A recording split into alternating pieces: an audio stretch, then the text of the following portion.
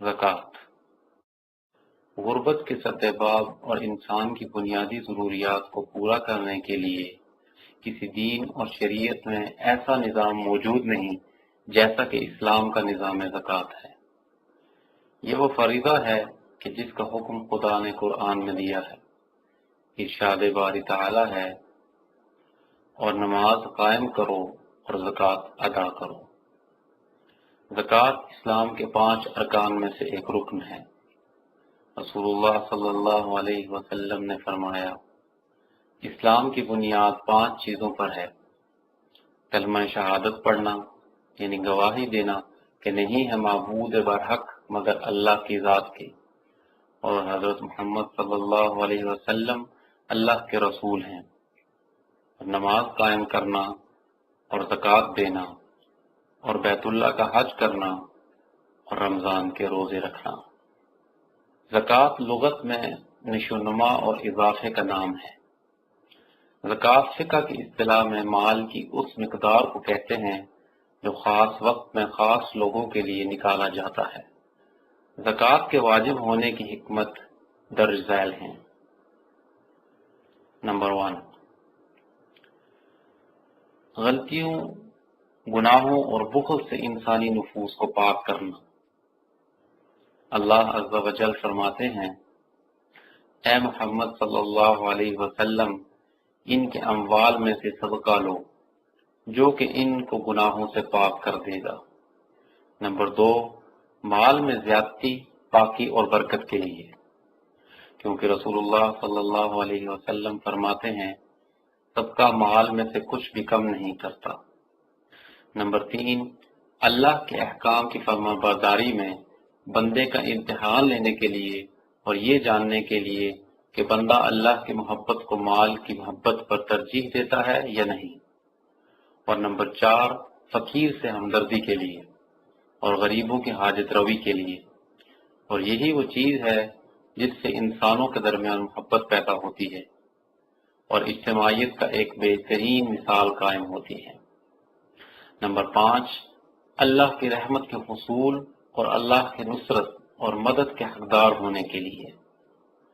اللہ عز و جل فرماتے ہیں، میری رحمت ہر چیز کا احاطہ کیے ہوئے ہے، تو وہ رحمت ان لوگوں کے نام ضرور لکھوں گا جو اللہ سے ڈرتے ہیں اور زکوٰۃ ادا کرتے ہیں۔ اور اللہ عز و جل فرماتے ہیں، اور اللہ مدد کرتے ہیں ان لوگوں کی جو اللہ کی مدد کرتے ہیں، بے شک اللہ طاقتور اور غالب ہے۔ یہ وہ لوگ ہیں، اگر ہم زمین میں ان کے پاؤں جما دیں تو وہ نماز قائم کریں اور زکوٰۃ ادا کریں، نیکی کا حکم دیں اور برائی سے روکیں، اور تمام کاموں کا انجام اللہ عز و جل کے اختیار میں ہے۔ زکوٰۃ اور اس کی ادائیگی انسان کے گناہوں اور غلطیوں کا کفارہ ہوتی ہے۔ رسول اللہ صلی اللہ علیہ وسلم فرماتے ہیں، صدقہ گناہوں کو اس طرح ختم کر دیتا ہے جس طرح پانی آگ کو بجھا دیتی ہے، یعنی ختم کر دیتی ہے۔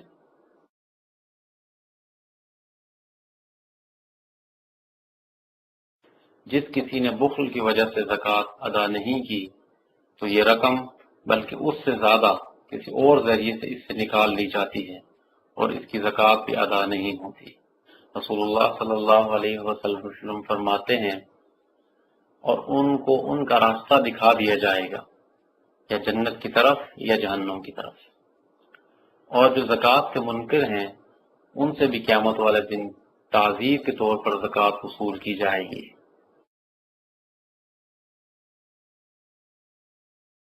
رسول اللہ صلی اللہ علیہ وسلم زکوٰۃ ادا نہ کرنے والوں کے بارے میں فرماتے ہیں، ہر وہ آدمی جو اتنے سونے اور چاندی کا مالک ہو کہ جس پر زکوٰۃ واجب ہوتی ہے اور وہ زکوٰۃ ادا نہ کرے تو اس کے لیے ان سے آگ کے تختے بنائے جائیں گے اور ان کو جہنم کی آگ میں گرم کر کے ان کے ذریعے اس کے دائیں بائیں پیٹھ اور پیشانی کو داغا جائے گا، اور جب وہ ٹھنڈے ہو جائیں گے تو دوبارہ گرم کر کے داغا جائے گا، ایک دن میں جس کی مقدار 50,000 سال کے برابر ہوگی، یہاں تک کہ لوگوں کے درمیان فیصلہ ہو جائے گا اور ان کو ان کا راستہ دکھا دیا جائے گا، یا جنت کی طرف یا جہنم کی طرف۔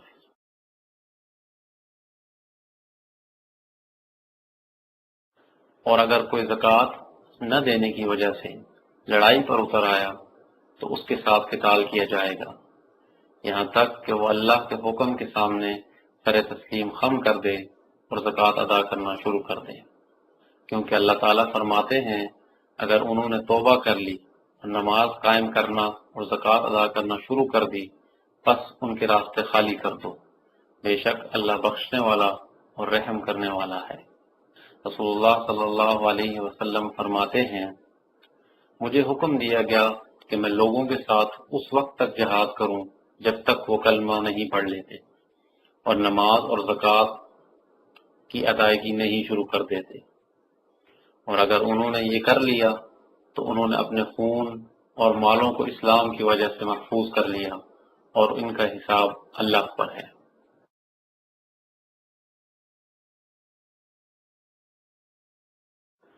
اور حضرت ابوبکر رضی اللہ عنہ نے مانعین زکوٰۃ کے ساتھ جہاد کیا تھا اور فرمایا خدا کی قسم میں ضرور جہاد کروں گا اس کے ساتھ جو نماز اور زکوٰۃ کے درمیان فرق کرے گا، بے شک زکوٰۃ مال کا حق ہے، اور خدا کی قسم اگر انہوں نے ایک بھی رسی جو رسول اللہ صلی اللہ علیہ وسلم کو زکوٰۃ میں دیتے تھے کو زکوٰۃ میں دینے سے انکار کر دیا تو میں ان کے ساتھ اس کو روکنے اور زکوٰۃ میں نہ دینے کی وجہ سے جہاد کروں گا۔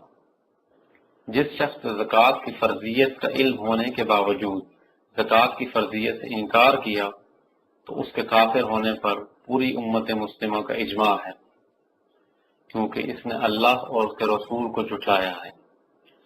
زکوٰۃ کی ادائیگی کے لیے پہلی شرط اسلام ہے، کافر زکوٰۃ نہیں دے سکتا کیونکہ اللہ تعالیٰ کافروں کے اعمال قبول نہیں کرتا۔ اس کے لیے دوسری شرط آزادی ہے، غلام پر زکوٰۃ واجب نہیں ہے کیونکہ اس کا مال اس کے مالک کا مال ہوتا ہے۔ نصاب کس کو کہتے ہیں؟ نصاب مال کی معلوم مقدار کو کہتے ہیں، جب مال اس مقدار کو پہنچ جائے تو زکوٰۃ واجب ہو جاتی ہے۔ نصاب کی شرطیں۔ نصاب کی پہلی شرط یہ ہے جن ضروریات کے بغیر انسان کا چارہ نہیں، جیسے کھانے پینے کی چیزیں، پہننے یعنی لباس اور سکونت کی جگہ سے زائد مال کو نصاب کہتے ہیں۔ دوسری شرط یہ ہے کہ نصاب پر ایک خاص آدمی کی پوری ملکیت ہونی چاہیے، یعنی وہ مال جو کسی خاص آدمی کی ملکیت نہ ہو اس پر زکوٰۃ نہیں ہے۔ مثال کے طور پر وہ مال جو مسجد بنانے کے لیے جمع کیا گیا ہوتا ہے، یا وہ مال جو مصالح عامہ کے لیے خاص کیا گیا ہوتا ہے، یا وہ مال جو فلاحی تنظیموں کے صندوقوں میں پڑا ہوتا ہے۔ مال پر سال کا گزرنا۔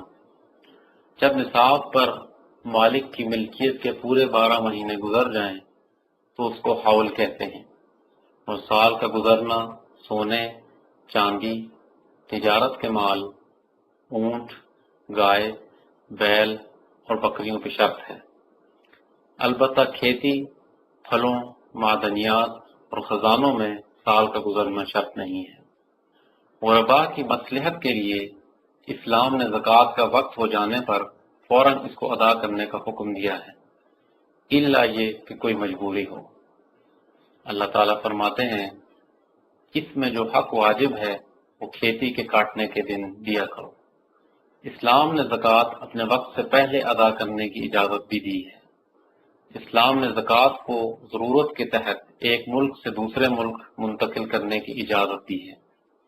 مثال کے طور پر اگر دوسرا ملک زیادہ غریب ہو یا صاحب زکوٰۃ کے غریب رشتہ دار دوسرے ملک میں مقیم ہو۔